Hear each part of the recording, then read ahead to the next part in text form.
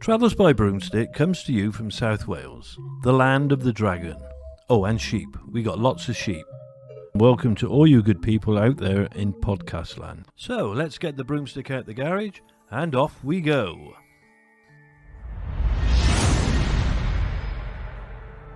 Today's journey takes us on a trip to visit a witch's cottage hidden within the beautiful Cliff Woods in Porthcurry Park, which is situated in Barry near Cardiff in South Wales, UK.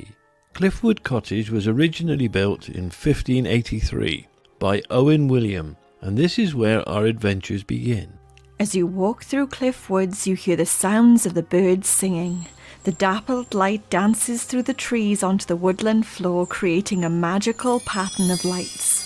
2 stone pillars and a bridge which crosses a babbling brook marks the beginning of Lover's Lane.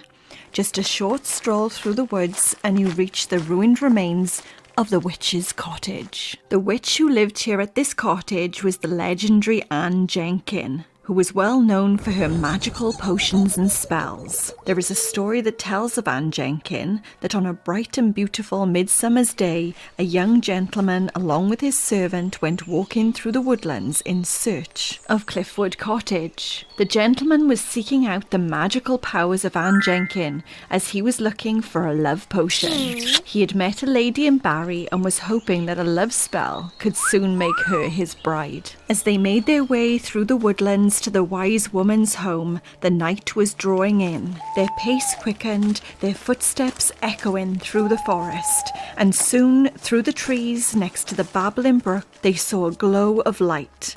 The light was coming from a small window of the witch's stone cottage. The air was filled with the scent of burning hawthorn and herbs. They made their way hurriedly towards the cottage, and as the servant went to knock upon the door, it suddenly opened, and an old woman's voice made them jump with fright. "I know exactly why you've come here this evening," she said. "She is a very beautiful young girl, isn't she?" The gentleman replied abruptly, "Yes, you old hag. It is a love spell that I have come for." With total dismay and anger about being called an old hag, the witch stood in the doorway, her head held high and her hands on her hips.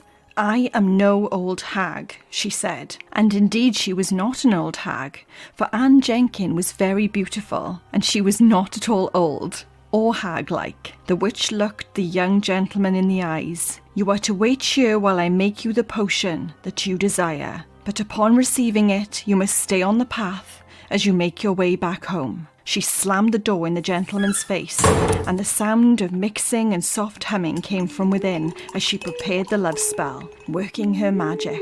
After a while of waiting, the young gentleman became impatient. He sharply ordered to his servant to knock on the door again.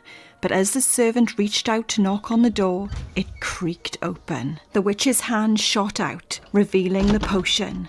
It sparkled in the bottle, pink and glowing with magical luster. As she handed it to the servant, the disgruntled young man grumbled that he had waited far too long, and he was to leave with haste. Both men left the witch and made their way back up the path and hurriedly into the woods. As they wandered away, the witch cast a spell on them, believing them to be ungrateful and mean-spirited, as they didn't even pay her for her potion. She hexed them with the whispered words, "For the arrogant who don't listen, for those who take and don't give, may they never leave the wood, trapped eternal to live." The gentleman and his servant walked back up the slope to the old Barry way. They both saw a light in the distance as they headed towards the old road. The servant pointed to the light and said, "Master, let's head towards the light." But the gentleman grabbed his arm and shouted, No, we must not. We must stay to the path." But the servant was adamant and walked over towards the light. He soon disappeared from view. The trees closed in, and the gentleman was left alone in the darkness. Panicked and frightened, he followed his servant, and the pair were never seen again. To this day, legend says that they still stand at the wood's edge, at the side of Barry Way. The gentleman as a tall straight tree, and the servant as a short crooked tree. Ann Jenkin had 2 sons, William and Robin. Her sons were said to have inherited her magical powers. William was nicknamed the Wizard of Carrickston, and he ran a successful money-lending service, but his rise in fortune was said to have been due to his witchcraft instead of hard work. He was believed to have been the cause of illness to livestock and the withering of the harvest. Robin, on the other hand, was treated most favourably by the locals, unlike his brother, William, who was often treated with disdain. Robin was also known as Robin Reaver, or Robin the Wizard. He was believed to be well-mannered, kind of heart, a wizard that used his powers to help others, and to heal the sick, both people and animals, and to make the harvest bountiful. Ann Jenkin was said to be tried and examined for witch marks by the magistrates from Cowbridge. A witch mark was a mark on the body that witch hunters believed to be a sign that the individual was indeed a witch. The witch mark was believed to be the permanent mark of a person making a pact with the devil, made by the devil raking his claws across their flesh. A person accused of witchcraft was brought to trial and would be undressed, their body hair shaved, and their bodies would be carefully scrutinized to find a witch mark. These were commonly believed to include skin rashes, skin tags, moles, and even additional nipples. These were called witches' teats and were ways for the witch to feed her familiars, or it was where the devil supposedly suckles when he comes at night to bed his faithful servants, sometimes impregnating them with his evil seed. Pricking a witch would be used where pins and needles were driven into scars, calluses, and red areas of the skin. This was also performed naked, with the witch usually being in front of a large crowd during the trial. They would repeatedly prick the accused until, crippled with both fear and pain, they would have no other choice but to confess their supposed crimes of witchcraft. Some witch hunters and witch prickers turned to deception, using a pricking tool with a retractable blade or needle, or using blunt points to create the illusion of having found a witch's mark. A mark that did not cause pain or bleed when pricked. It is not known what happened to Ann Jenkin or her two sons,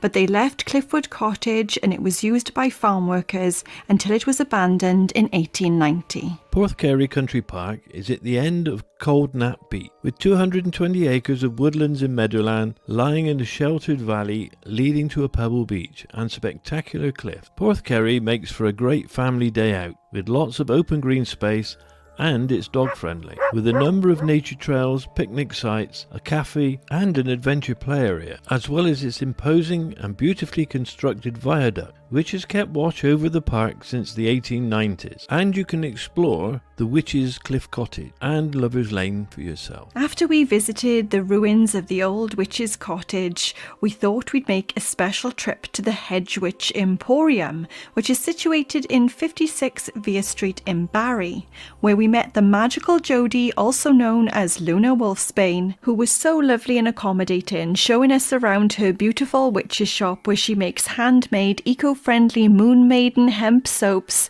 body balms, bath potions, lotions, magical oils and spells. She also sells witchcraft supplies, wands, crystals, candles, herbs, decorative items, books, mugs, jewellery and so much more. There was so much to see, some really unique and unusual items. I bought some of the magical protective earth oil with tourmaline crystals.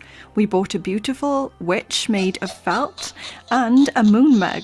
We also bought some wealth oil to keep those finances flowing. So if you are in the area, please check out her shop, and you can also follow her on Instagram and Facebook at Hedge Witch Emporium. Yeah, thank you very much, Luna Wolfsbane, for guiding us around your very, very lovely emporium of witches' delights. Well, there's only one question left to ask, and that is, how many brooms do you rate Porthcurry Park and the cottage of Ann Jenkin? Well, the park is really, really nice, but the cottage is just a tumble-down wreck, basically. It is a bit of a ruin, but it does have a magical quality to it. It does, yeah. I would probably give the park and the cottage 3.5 brooms. And how many brooms would you rate the Hedge Witch Emporium? Oh, that's 5 brooms for sure. Yes, visiting the shop was the perfect end to our wonderful witchy adventure. Well, that concludes our adventures for this week. I hope you've had a magical time. Please don't forget to like and subscribe, hit the notification bell, and if you've made it to the end of this podcast, please send us a star emoji in the comments. Thank you very much.